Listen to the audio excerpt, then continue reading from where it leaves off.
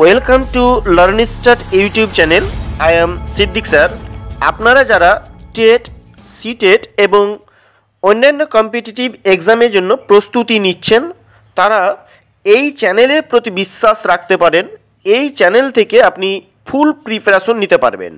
এই ভিডিওতে জেফি গিলফোর্ড, এই গিলফোর্ডের ইন্টেলিজেন্স থিওরিকে প্রথমে বাংলায় সহজ সরল ভাষায় খুব সংক্ষেপে বুঝিয়ে দেওয়া হবে। যেগুলো জানলে আপনাদের কাজে লাগবে সেইগুলো আপনাদেরকে এই ভিডিওতে বলা হবে। কারণ এখন যদি গিলফোর্ডের থিওরির উপরে বিস্তারিত বলতে যাই তাহলে সারাদিন বললেও শেষ হবে না। তাই খুব সংক্ষেপে এই থিওরির কনসেপ্টটাকে আপনাদের সামনে তুলে ধরব এবং শেষে কয়েকটা মোস্ট ইম্পর্টেন্ট এমসিকিউগুলো আমরা প্র্যাকটিস করব। ওকে, তাছাড়া এই সকল এমসিকিউ এর যদি আপনার পিডিএফ প্রয়োজন হয়, পিডিএফ নিতে চান, তাহলে আপনারা আমার টেলিগ্রাম গ্রুপে সেগুলো পেয়ে যাবেন। আর টেলিগ্রাম গ্রুপের লিংক আমার চ্যানেলের ডেসক্রিপশনে দেওয়া আছে। আর হ্যাঁ, আপনি যদি আমার চ্যানেলটিকে এখনও সাবস্ক্রাইব করে না থাকেন তাহলে চ্যানেলটিকে সাবস্ক্রাইব করে পাশে থাকবেন। ওকে, তাহলে শুরু করা যাক। প্রথমেই বলবো জেফি গিলফোর্ড। এই জেপি গিলফোর্ড এর পুরো নাম হচ্ছে জয়ফল গিলফোর্ড। তিনি দক্ষিণ আমেরিকার ক্যালিফোর্নিয়া বিশ্ববিদ্যালয়ের অধ্যাপক ছিলেন। কোথাকার না, দক্ষিণ আমেরিকার ক্যালিফোর্নিয়া বিশ্ববিদ্যালয়ের অধ্যাপক ছিলেন। তাকে আমেরিকান সাইকোলজিস্ট বলা হয়। তিনি ছিলেন আমেরিকান সাইকোলজিস্ট। তাছাড়া তিনি এই সাইকোমেট্রিক সোসাইটির থার্ড প্রেসিডেন্টও ছিলেন। যাই হোক, তিনি অর্থাৎ জেফি গিলফোর্ড যে জন্য বেশি বিখ্যাত ছিলেন, যে জন্য বেশি পরিচিত ছিলেন, সেটা হচ্ছে তিনি হিউম্যান ইন্টেলিজেন্সের উপরে একটা গভীরভাবে স্টাডি করেছিলেন, গভীরভাবে অ্যানালিসিস করেছিলেন এবং ফ্যাক্টর অ্যানালিসিস করে দেখলেন যে মানুষের মন অনেকগুলো উপাদান নিয়ে, অসংখ্য উপাদান নিয়ে, অগণিত উপাদান নিয়ে তৈরি। তিনি পরপর তিনবার রিসার্চ করে, তিনবার স্টাডি করে, তিনবার রিভিউ করে, সংস্কার সাধন করে তিনি এই সিদ্ধান্তে আসলেন যে মানুষের মন অনেকগুলো উপাদান নিয়ে, অনেকগুলো ফ্যাক্টর নিয়ে তৈরি হয়েছে। আমরা এর আগে স্পিয়ারম্যানের 2 ফ্যাক্টর থিওরির কথা বলেছি এবং এর উপরে আমরা ভিডিও দিয়েছি। যারা এখনও দেখেননি সেগুলো দেখে নেবেন, খুব ইম্পর্টেন্ট থিওরি। তো গিলফোর্ড স্পিয়ারম্যানের এই দ্বি উপাদান তত্ত্বটাকে, 2 ফ্যাক্টর থিওরিটাকে স্বীকার করতে পারলেন না এবং তিনি এই তত্ত্বটার ক্রিটিসাইজ করেছিলেন, সমালোচনা করেছিলেন। আবার অন্যদিকে আমরা যদি থার্ডস্টোনের বহু উপাদান তত্ত্বটাকে দেখি, মাল্টি ফ্যাক্টর থিওরি যদি দেখি, তাহলে এই থিওরির যে 7টা উপাদানের কথা বলা হয়েছে এই থিওরিতে, এই থিওরিটাকে গিলফোর্ড কিছুটা সাপোর্ট করেছিলেন এবং নিজে 180টা উপাদানের অস্তিত্বের কথা বলেছিলেন, যে মানুষের মন এই 180টি উপাদান বা 180টি ফ্যাক্টর নিয়ে তৈরি। যাই হোক, এগুলোকে আমরা বিস্তারিত বলবো। তাছাড়া গিলফোর্ড তার থিওরিতে যে কনভার্জেন্ট থিঙ্কিং এবং ডাইভার্জেন্ট থিঙ্কিং, এই দুটো টার্মকে ভীষণভাবে গুরুত্ব দিয়েছিলেন। হাইলি ইম্পর্টেন্ট এই দুটো টার্ম আপনাকে অবশ্যই জানতে হবে, কারণ আমরা দেখেছি এই দুটো টার্ম থেকে এক্সামে অনেক কোশ্চিন হয়ে থাকে। তো মানুষের মন যে এতগুলো উপাদান নিয়ে তৈরি, তাই এগুলোকে আপনাকে ভালোভাবে বুঝতে হবে। গিলফোর্ড তিনি এগুলোকে ভালোভাবে বোঝাতে গিয়ে গিলফোর্ড নিজে 3টা দিকের কথা, 3টি মাত্রার কথা, 3টা ডাইমেনশনের কথা তিনি বললেন। তিনি এগুলোকে বোঝাতে গিয়ে একটা 3D ইমেজ আমাদের সামনে তুলে ধরলেন। দেখুন, এই ইমেজটাতে 3টি মাত্রা রয়েছে। এটা একটা মাত্রা, এটা একটা মাত্রা এবং এটা একটা মাত্রা। তো তার বুদ্ধিকে নিয়ে তৈরি করা বা গঠন করা এই তত্ত্বটাকে স্ট্রাকচার অফ ইন্টেলেক্ট বা ধী শক্তির গঠন বলা হয়। এইগুলোকে ধীশক্তি এবং ইন্টেলেক্ট এবং ইন্টেলিজেন্সের মধ্যে কি পার্থক্য রয়েছে সেগুলো আমি এই ভিডিওতে বলে দেবো, আপনারা সঙ্গে থাকবেন। তো এই স্ট্রাকচার অফ ইন্টেলেক্ট একে সংক্ষেপে SOI বা SOI মডেল বলা হয়। গিলফোর্ড ফ্যাক্টর অ্যানালিসিসের পর উপাদান বিশ্লেষণের পর তিনি এগুলোকে তিনটি মাত্রায়, এই যে আমি মাত্রাগুলো দেখালাম, এই তিনটি মাত্রায় সাজালেন উপাদানগুলোকে এবং এই তিনটি মাত্রার নামকরণ করলেন। এই তিনটি মাত্রা, এই জন্য এই থিওরিকে ট্রাই ডাইমেনশনাল বলা হয়। কি বলা হয়? বা ট্রাই ডাইমেনশনাল থিওরিও বলা হয়। তো এই তিনটি মাত্রার নাম দিলেন। এক নম্বর হলো কন্টেন্ট ডাইমেনশন বা বিষয়বস্তুগত মাত্রা, দুই নম্বর হলো অপারেশন ডাইমেনশন বা প্রক্রিয়াগত মাত্রা, আর তিন নম্বর হচ্ছে প্রোডাক্ট ডাইমেনশন বা উৎপাদনগত মাত্রা বা ফলাফলগত মাত্রা, যেটাকে রেজাল্ট বলা হয়, যে কন্টেন্ট এবং অপারেশনের ফলে আমরা প্রোডাক্ট পেলাম। ওকে, আমরা এগুলোকে ডিসকাস করব, ভালোভাবে বোঝাবার চেষ্টা করব, সঙ্গে থাকবেন। প্রথমেই বলেছিলাম যে তিনি তিনবার ফ্যাক্টর অ্যানালিসিস করে সিদ্ধান্তে আসেন। তিনি তিনবার ফ্যাক্টরটাকে অ্যানালিসিস করেছেন, ফ্যাক্টরগুলো অ্যানালিসিস করে তিনি প্রথমবার 1961 সালে 120টি উপাদানের অস্তিত্বের কথা বলেছিলেন এবং দ্বিতীয়বার 1967 সালে 150টি উপাদানের কথা স্বীকার করলেন, আর তৃতীয়বার আবার সেটাকে সলিউশন মানে রিভিউ করে রিস্টাডি করে সেটার আবার 180টি 1988 সালে 180টি উপাদানের কথা বললেন, যেটা বর্তমানে এইটাকে ধরা হয় যে 180টা উপাদান রয়েছে। এইগুলোকে আপনাকে জানতে হবে। তিনি প্রথমবার অর্থাৎ 1961 সালে বিষয়বস্তুগত মাত্রার 4টি উপাদানের কথা বলেছিলেন, তারপরে প্রক্রিয়াগত মাত্রায় তিনি 5টি উপাদানের কথা বলেছিলেন, অন্যদিকে উৎপাদনগত মাত্রায় গিলফোর্ড 6টি উপাদানের কথা বলেছেন। আবার যদি আমরা দ্বিতীয়বারে দেখি 1967 সালে বিষয়বস্তুগত মাত্রায় 5টি উপাদান, প্রক্রিয়াগত মাত্রায় 5টি উপাদান এবং উৎপাদনগত মাত্রায় 6টি উপাদান লক্ষ্য করা গেছে। মানে প্রথমবার যে চারটা বিষয়বস্তুগত মাত্রার যে 4টি উপাদানের কথা বলা হয়েছিল, এইটাকে রিসলিউশন করে এটাকে স্টাডি করে আবার এর সংস্কার সাধন করে এই 4টির জায়গায় 5টি করা হয়েছে দ্বিতীয়বারে। তৃতীয়বারে আমরা বিষয়বস্তুগত মাত্রায় ওই 5টি উপাদান দেখেছি এবং তারপরে প্রক্রিয়াগত মাত্রায় এইখানে আবার কিন্তু অপারেশন ডাইমেনশনে কিন্তু তিনি চেঞ্জ করলেন, যে প্রথমবারেও 5টা বলেছিলেন অপারেশনে বা প্রক্রিয়াগত মাত্রায়, দ্বিতীয়বারেও 5টা উপাদানের কথা বলেছিলেন, তৃতীয়বারে 1988 সালে কিন্তু এখানে 6টা উপাদানের কথা তিনি বললেন। তো এইগুলো দেখব কোন উপাদানটাকে তিনি অ্যানালিসিস করেছিলেন সেটাকে আমরা দেখব। তারপরে আমরা উৎপাদনগত মাত্রা বা প্রোডাক্ট ডাইমেনশন সেটা তৃতীয়বারে আমরা ওই একই পরিমাণ উপাদানের কথা তিনি বলেছিলেন, যে 6টি উপাদান রয়েছে 1988 সালে তিনি বললেন। তো এই সকল উপাদানগুলোর সংমিশ্রণে মানুষের বুদ্ধি তৈরি হয়ে থাকে তিনি বললেন যে প্রথমে যেন 1961 সালে তিনি বলেছিলেন যে মানুষের মন মোট বিষয়বস্তুগত মাত্রা বা কন্টেন্ট ডাইমেনশনে 4টা, অপারেশনে 5টা এবং প্রোডাক্টে 6টি উপাদানের কথা বলে এইগুলো সংমিশ্রণে 4 গুণ 5 গুণ 6 = 120 অর্থাৎ 120টি উপাদানের কথা বলেছিলেন। আবার 1967 সালে দ্বিতীয়বারে কন্টেন্টে 5টি, অপারেশনে 5টি, কন্টেন্টে 5টা, অর্থাৎ কন্টেন্ট আগে ছিল 4টা, এখানে 5টি উপাদান বা বিষয়বস্তুগত মাত্রায় 5টা উপাদানের কথা বললেন, আর অপারেশন আর প্রোডাক্ট সেম থাকলো। দ্বিতীয়বারে যে অপারেশনে 5টি এবং প্রোডাক্টে 6টি, অর্থাৎ 150 বা 150টি উপাদানের কথা তিনি বললেন।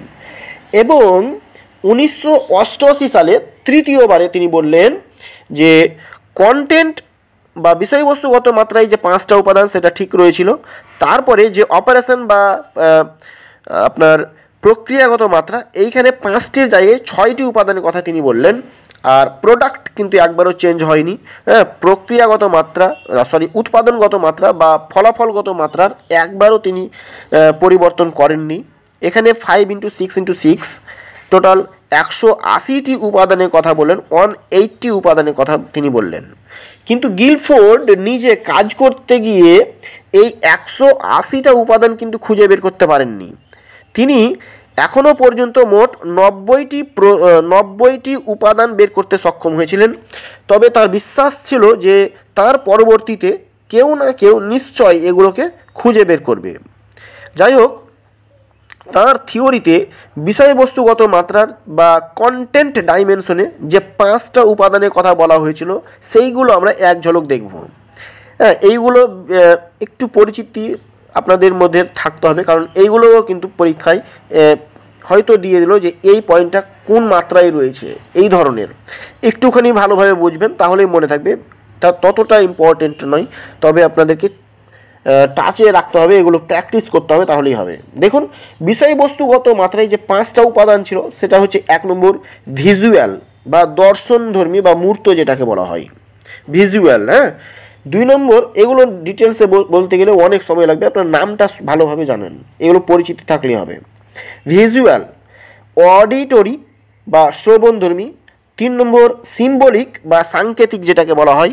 4 নম্বর সিম্যান্টিক বা বিমূর্ত ধারণা, বিমূর্ত কথা বলা হয়েছে। এবং বিষয়বস্তুগত মাত্রার 5 নম্বর হচ্ছে আচরণমূলক বা বিহেভিয়ারাল বা আচরণমূলক।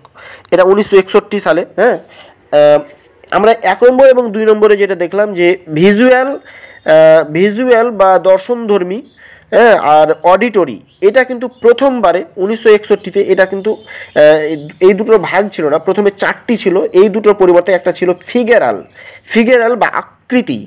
এই কথাটা কিন্তু এই উপাদানের কথা তিনি প্রথমবার বলেছিলেন, অর্থাৎ 1961-তে বলেছিলেন। পরবর্তীতে 1967-তে যখন আবার রিসার্চ করতে গিয়ে তিনি দেখলেন যে এই ফিগারালটাকে 2 ভাগে ভাগ করে এটার 5টা উপাদানের কথা বলেছিলেন। এরপরে আমরা প্রক্রিয়াগত মাত্রায় 6টা উপাদানের কথা তিনি বলেছিলেন, সেটা আমরা দেখব। তিনি প্রথমে কিন্তু প্রক্রিয়াগত মাত্রার 5টা উপাদানের কথা বলেছিলেন, পরবর্তীতে তিনি এটার 6টি উপাদানের কথা বলেছেন। 1 নম্বর কগনিশন বা প্রজ্ঞা। 2 নম্বর মেমোরি রিটেনশন বা যেটা স্মৃতির পুনরুদ্রেক বলা হয়, বা আবার নতুন করে তুলে ধরা, মনে করা, সেটা রিটেনশন করা। এবং 3 নম্বর মেমোরির রেকর্ডিং, স্মৃতির সংরক্ষণ যেটাকে বলা হয়। এবং 4 নম্বর হচ্ছে কনভার্জেন্ট থিঙ্কিং, 5 নম্বর ডাইভার্জেন্ট থিঙ্কিং। এই কনভার্জেন্ট থিঙ্কিং মানে হচ্ছে অভিসারী চিন্তন, এগুলোকে ডিসকাস করা হবে, সঙ্গে থাকবেন। তারপরে হচ্ছে ডাইভার্জেন্ট থিঙ্কিং বা অপসারী চিন্তন। হ্যাঁ, আর শেষে তিনি বললেন যে ইভ্যালুয়েশন বা মূল্যায়ন। এইগুলো হচ্ছে অপারেশন বা প্রক্রিয়াগত মাত্রা। তো এই মাত্রাগুলোর কথা তিনি বললেন। তিনি মেমোরি রিটেনশন এবং মেমোরি রেকর্ডিং এই ভাগটাকে তিনি প্রথমে করেননি, এটা ছিল মেমোরি, শুধুমাত্র মেমোরি নাম ছিল। এটা পরবর্তীতে 1967-তে তিনি এই মেমোরির দুটো ভাগ করে এটাকে 6টি উপাদানের কথা তিনি বললেন। এরপরে আমরা প্রোডাক্ট বা উৎপাদনগত মাত্রায় যে 6টি উপাদানের কথা তিনি বললেন, গিলফোর্ড বললেন, সেই 6টি উপাদান প্রথমবার থেকে এই 6টি উপাদানই রয়ে গেছে, এর কোনো চেঞ্জ হয়নি। তাহলে পরীক্ষায় এরকমও থাকতে পারে কোন ধরনের উপাদান মাত্রার কোনো ধরনের পরিবর্তন করা হয়নি, তাহলে আপনি বলবেন যে উৎপাদনগত মাত্রা বা ফলাফলগত মাত্রা বা প্রোডাক্ট ডাইমেনশন যেটা বলা হয়। এইগুলোর 6টি উপাদান ছিল। 1 নম্বর ইউনিটস বা একক। হ্যাঁ, এই এককের উপর ভিত্তি করে আমরা এর রেজাল্ট পেয়ে থাকি। তারপরে 2 নম্বর আমরা ক্লাসেস বা শ্রেণীর কথা বলবো। 3 নম্বর রিলেশন বা সম্পর্ক। 4 নম্বর সিস্টেমস বা সমন্বয় যেটাকে বলা হয়। আর 5 নম্বর হচ্ছে ট্রান্সফরমেশন, এগুলো খুব ইম্পর্টেন্ট, ট্রান্সফরমেশন বা রূপান্তর। আর একটা হচ্ছে শেষে হচ্ছে ইমপ্লিকেশনস বা তাৎপর্য, খুব ইম্পর্টেন্ট। হ্যাঁ, ইমপ্লিকেশনস বা তাৎপর্য শেষ পর্যন্ত দেখবেন, হ্যাঁ, তাহলেই হবে। এগুলোর প্রত্যেকটা সম্পর্কে যদি আমি এখন বলতে যাই অনেক সময় লাগবে, আর এগুলো আপনাদের ততটা দরকার নাই। তবে যেগুলো বেশি বেশি করে বলবো হ্যাঁ, সেগুলো ভালোভাবে মাথায় রাখুন এবং শেষে যে মোস্ট ইম্পর্টেন্ট এমসিকিউগুলো আমি দেখাবো সেগুলো অবশ্যই ভালোভাবে বোঝার চেষ্টা করুন। হ্যাঁ, এখন কনভার্জেন্ট থিঙ্কিং এবং ডাইভার্জেন্ট থিঙ্কিং এই দুটোকে একটু দেখে নিন। কনভার্জেন্ট থিঙ্কিং, এই কনভার্জেন্ট থিঙ্কিং এর বাংলা মানে হচ্ছে অভিসারী চিন্তা করা বা অভিসারী চিন্তন। এটি এমন একটা ক্ষমতা, এমন একটা চিন্তন, এমন একটা অ্যাবিলিটি যার দ্বারা কেবল একটাই লজিক্যাল স্টেপ ফলো করা হয়, যেখানে একটাই লজিক্যাল স্টেপ ফলো করে কারেক্ট সলিউশনের জন্য একটা লজিক্যাল স্টেপ ফলো করা হয়। অর্থাৎ কোনো একটা সমস্যার সঠিক সমাধানের জন্য কেবল একটাই পদক্ষেপ বা একটাই যৌক্তিক পদক্ষেপ, হ্যাঁ, বা একটাই রাস্তা অনুসরণ করা হয়। তাই এটাকে আমরা সৃজনশীলতার সঙ্গে তিনি তুলনা করলেন না, যেহেতু একমুখী চিন্তা করা, একমুখী সলিউশন করা, এই জন্য এটাকে সৃজনশীলতার সঙ্গে তুলনা না করে তিনি কেবল এটাকে বুদ্ধির সঙ্গে তুলনা করলেন। তো এটাও কিন্তু প্রশ্ন থাকতে পারে যে কনভার্জেন্ট থিঙ্কিংকে বুদ্ধির সঙ্গে তুলনা করা হয় কি সৃজনশীলতার সঙ্গে তুলনা করা হয়, তাহলে আপনি বলবেন যে এটা বুদ্ধির সঙ্গে তুলনা করা হয়। কনভার্জেন্ট থিঙ্কিংকে ক্রিয়েটিভিটির সাথে বা সৃজনশীলতার সঙ্গে তুলনা করা হয় না। এই ক্রিয়েটিভিটি কী বা সৃজনশীলতা কী, এইগুলো সব কিছুই আমার চ্যানেলে পরিষ্কারভাবে তুলে ধরা হবে। চ্যানেলের সাথে যুক্ত থাকবেন, চ্যানেলটিকে সাবস্ক্রাইব করে পাশে থাকবেন। অন্যদিকে আমরা ডাইভার্জেন্ট থিঙ্কিংয়ের কথা বলবো যে ডাইভার্জেন্ট থিঙ্কিং কী। দেখুন, ডাইভার্জেন্ট থিঙ্কিংয়ের বাংলা মানে হচ্ছে অপসারী চিন্তন। ভালোভাবে মনে রাখবেন, অপসারী চিন্তন। অন্যদিকে কনভার্জেন্ট যেটা বললাম সেটা হচ্ছে অভিসারী চিন্তন, আর ডাইভার্জেন্ট থিঙ্কিংয়ের বাংলা মানে হচ্ছে অপসারী চিন্তন। তো এটি এমন একটি চিন্তাধারা যেখানে অনেকগুলো মোর দ্যান ওয়ান অ্যাপ্রোচ, একটা অ্যাপ্রোচ ছাড়া অনেকগুলো অ্যাপ্রোচের দ্বারা, অনেকগুলো সলিউশন ওয়ের দ্বারা স্টেপ ফলো করা হয়, অনেকগুলো স্টেপ ফলো করা যেতে পারে। এখানে আউট অফ দ্য বক্স থিঙ্কিংয়ের বাইরে, সীমিত চিন্তার বাইরে গিয়ে চিন্তা ভাবনাটা করা, বিভিন্নভাবে চিন্তামুখী করা, ভিন্নমুখী চিন্তা করা, নতুন নতুন চিন্তা করা, নতুন নতুন ওয়েতে, various way to solve, various ওয়েতে প্রবলেমের সলভিং করা। এখানে শুধুমাত্র একটাই রাস্তা বা একটা মাত্র পন্থা অনুসরণ করা হয় না, তাই এটাকে ক্রিয়েটিভিটির সঙ্গে তুলনা করা হয়। এই ধরনের চিন্তাকে ক্রিয়েটিভিটির সঙ্গে তুলনা করা যেতে পারে। এই হচ্ছে ডাইভার্জেন্ট থিঙ্কিং, ভিন্নমুখী চিন্তা ভাবনার দ্বারা একটা প্রবলেমের সমস্যা সমাধান করা যেতে পারে। তো এইগুলোকে একটু ভালোভাবে মনে রাখবেন, তাহলেই হবে। এইবারে আমরা গিলফোর্ডের এই এসওআই মডেল থেকে মোস্ট ইম্পর্টেন্ট এমসিকিউগুলো দেখে নেব। ওকে,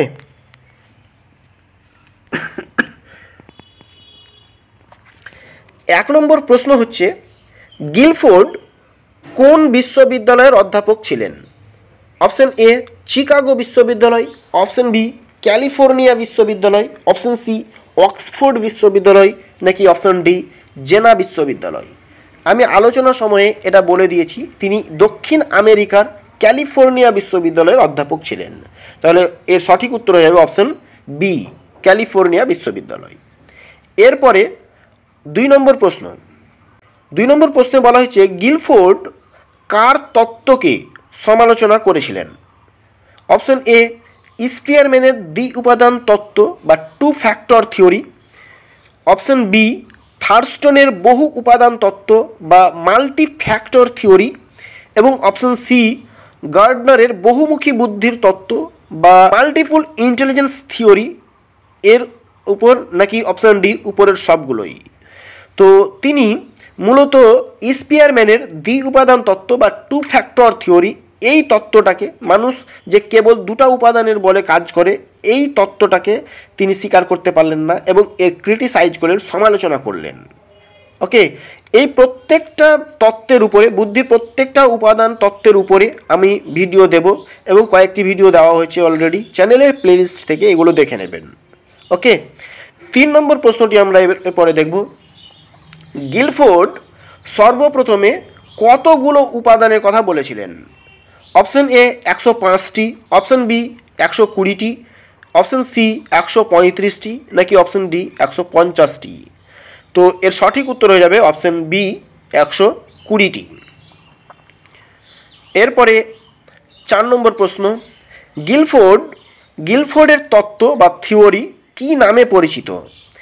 option A SOI model, option B 3D model, option C content operation product theory, নাকি অপশন ডি উপরের সবগুলোই?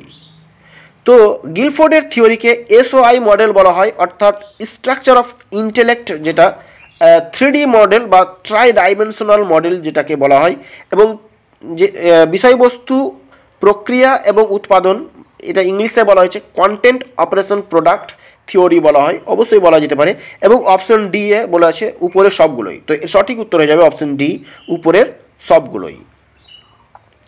এরপরে আমরা 5 নম্বর প্রশ্নটি দেখব।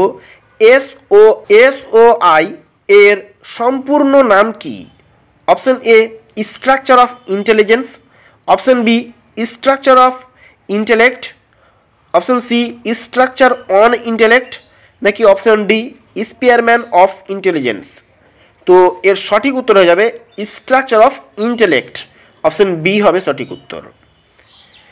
এরপরে 6 নম্বর কোশ্চিনটি আমরা দেখব। এখানে বলা হয়েছে গিলফোর্ডের তত্ত্বকে বলা হয় unidimensional theory, option B bi dimensional theory, option C tri dimensional theory, নাকি option D multi dimensional theory? তো তিনি তার তত্ত্বটাকে 3D ইমেজের মাধ্যমে বা 3D ফিগারেলের মাধ্যমে আমরা আমাদের সামনে তিনি তার তত্ত্বটাকে তুলে ধরেছিলেন। তার জন্য এবং এখানে 3টা মাত্রার কথা বলেছিলেন।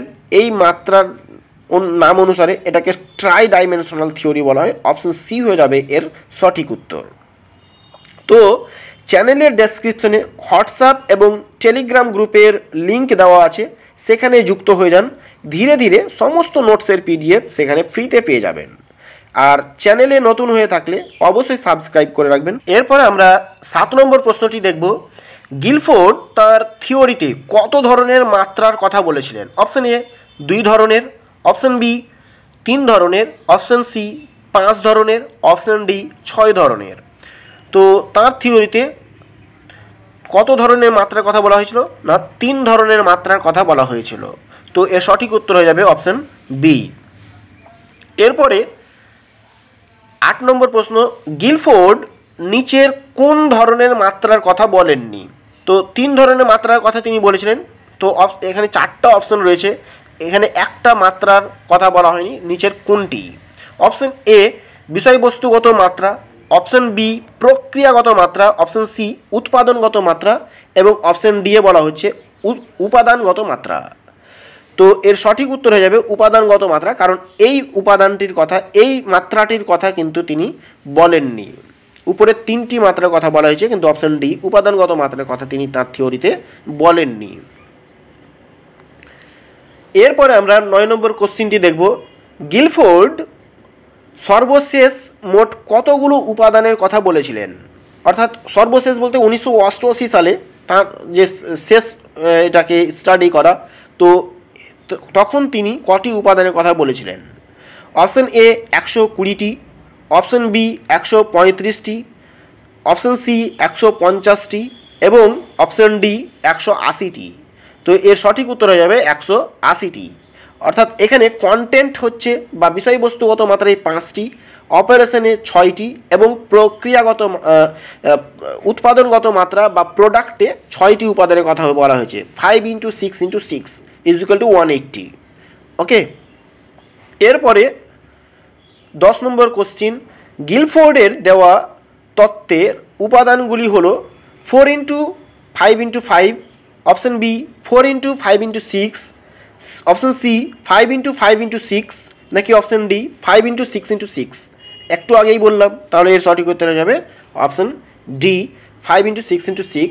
এটা হয়ে যাবে অপশন ডি সঠিক উত্তর, = 180। ওকে। তো ভিডিওগুলো ভালো লাগলে একটা লাইক করবেন। ভিডিওগুলো কেমন হচ্ছে কমেন্টে অবশ্যই জানাবেন, কারণ আপনারা কমেন্ট করলে আমি ভিডিও বানাতে আরও মোটিভেট হই। আর চ্যানেলের ডেসক্রিপশনে হোয়াটসঅ্যাপ টেলিগ্রামের লিঙ্ক দেওয়া আছে, সেখানে যুক্ত হয়ে যান। এইগুলোর নোটস আপনারা পেয়ে যাবেন। এখানে স্ক্রিনশট করার দরকার নেই, আপনাদেরকে এই PDF দিয়ে দেওয়া হবে। এরপরে 11 নম্বর কোশ্চিন।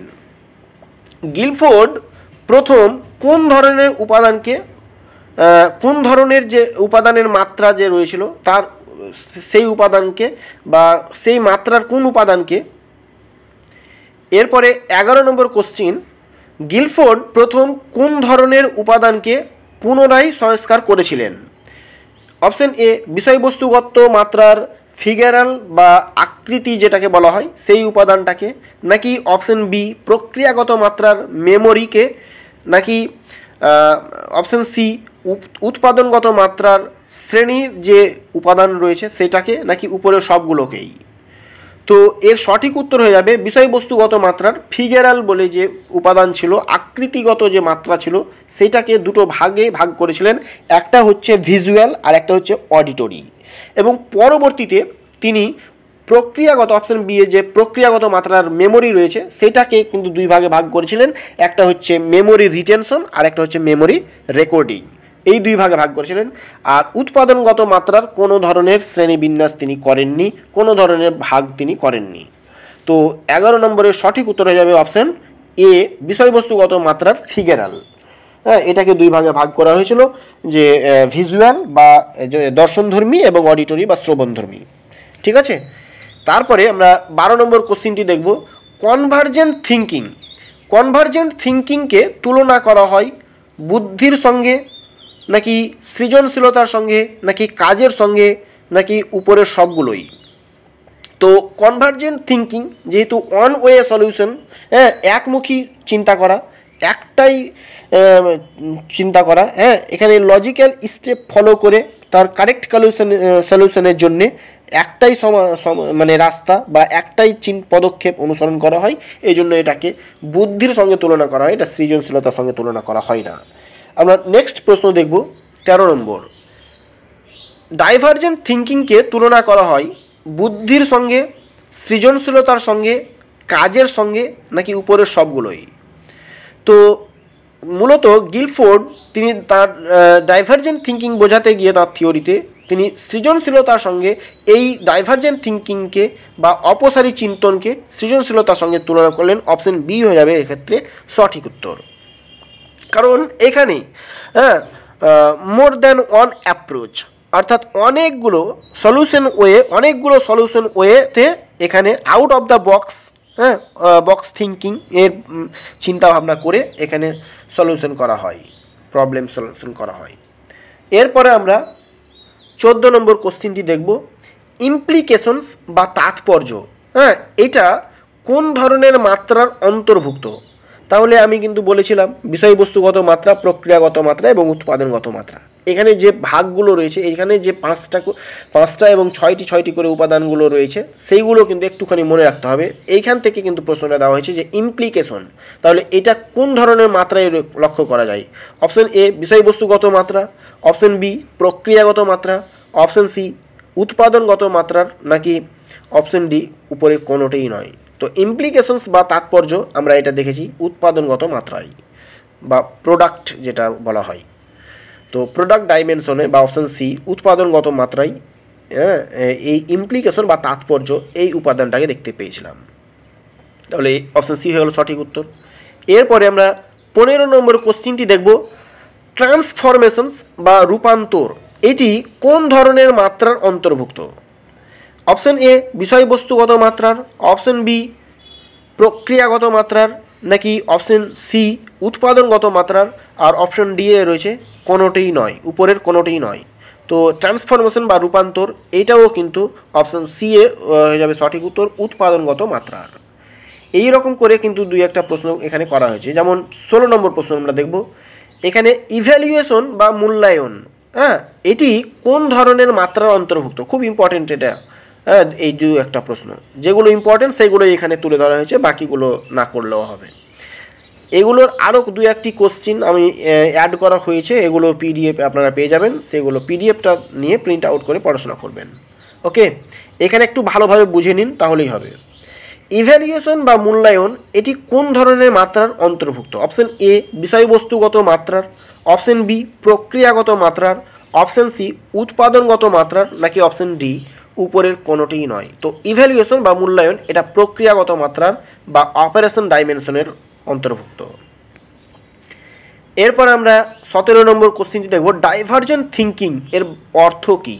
অপসারী চিন্তন, অপশন বি অভিসারী চিন্তন, অপশন সি এককেন্দ্রিক চিন্তন, নাকি অপশন ডি উপরের সবগুলোই। তো ডাইভার্জেন্ট থিঙ্কিং এর বাংলা অর্থ বা হচ্ছে অপসারী চিন্তন। ডাইভার্জেন্ট থিঙ্কিংয়ের অর্থ হচ্ছে অপশন এ, সঠিক উত্তর হবে অপসারী চিন্তন। আর দুই একটি কোশ্চিন রয়েছে, আমরা দেখে নেব। 18 নম্বর কোশ্চিন, গিলফোর্ড কোন ধরনের মাত্রার একবারও সংস্কার করেননি? আমি কিন্তু আলোচনার সময়ে বলে দিয়েছি। অপশন এ বিষয়বস্তুগত মাত্রার, অপশন বি প্রক্রিয়াগত মাত্রার, অপশন সি উৎপাদনগত মাত্রার, নাকি উপরের কোনোটিই নয়। তো এর সঠিক উত্তর হয়ে যাবে অপশন সি উৎপাদনগত মাত্রার। এই মাত্রার বা প্রোডাক্ট ডাইমেনশনের প্রথমেই 6টা উপাদানের কথা বলেছেন এবং শেষ পর্যন্ত তিনি 6টা উপাদানের কথা এখানে উল্লেখ রেখেছিলেন। এর কোনো সংস্কার সাধন তিনি করেননি। এরপর আমরা 19 নম্বর কোশ্চিন দেব। টোটাল 20টি কোশ্চিন রয়েছে এখানে। 19 নম্বর কোশ্চিন আমরা দেখব, গিলফোর্ড কতগুলো উপাদানের অস্তিত্বের সন্ধান পেয়েছিলেন? তো টোটাল তিনি যে 180টা উপাদানের কথা বলেছিলেন, প্রথমে 120, তারপরে 150 এবং শেষে 180টি উপাদানের কথা তিনি বললেন।